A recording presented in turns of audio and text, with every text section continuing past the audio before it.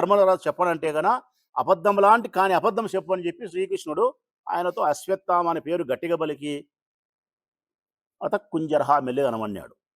అట్టనే మన పెద్ద ఆయన కూడా బస్టాండ్ పూర్తి చేసినారు, ఇదిగో దీనికి నీళ్లు నిలబడతానా నాకు లెక్కి అని అడిగి ఇప్పించుకురావాలి కదా. లే, ఇక్కడ మా యొక్క ఉన్నతిని మా యొక్క గొప్పతనాన్ని ప్రశంసించడం అంగీకరించడం ఇష్టం లేక ప్రజలను తప్పుదో పట్టించే మార్గంలో మాట్లాడుతున్నారు. ఇది పెద్ద ఆయన వయసుకు పెద్ద ఆయన పదవికి గౌరవప్రదమైనటువంటి పరిస్థితి కాదు. ప్రజలందరికీ నేను విజ్ఞప్తి చేస్తా ఉన్నా, బస్టాండ్ మేము పూర్తి చేసినాం, 14 లక్షల రూపాయల కల్వర్టు వాళ్ళు పూర్తి చేసుకుంటే బస్సులు తిరుగుతాయి.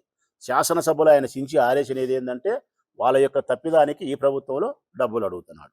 ఈ పూటకి ఇది, రేపటికి యునాని కాలేజీ మీద రేపటికి వస్తా ప్రజలారా, అది కూడా చెప్తా. వాళ్ళ సంబరాలకు సంబంధించి రేపు చెప్తా. యునాని కాలేజీ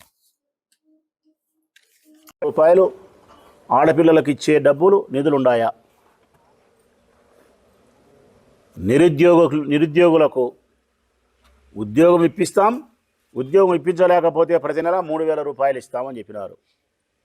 ఇప్పటి వరకు 3,000 రూపాయలు మీరు ఇవ్వకపోవడం పైగా 20 లక్షల ఉద్యోగాల్లో 20 ఉద్యోగాలు ఇవ్వకపోవడం పైగా మీరు చెప్పిన మరొక అబద్ధం, అధికారంలోకి వచ్చిన తర్వాత స్కిల్ డెవలప్మెంట్ను అనుసంధానం చేసి నిరుద్యోగులందరికీ నైపుణ్యం కలిగిన వృత్తులలో నైపుణ్యం ఇప్పించి వాళ్ళకు ఉద్యోగ ఉపాధి అవకాశం కల్పించినాము.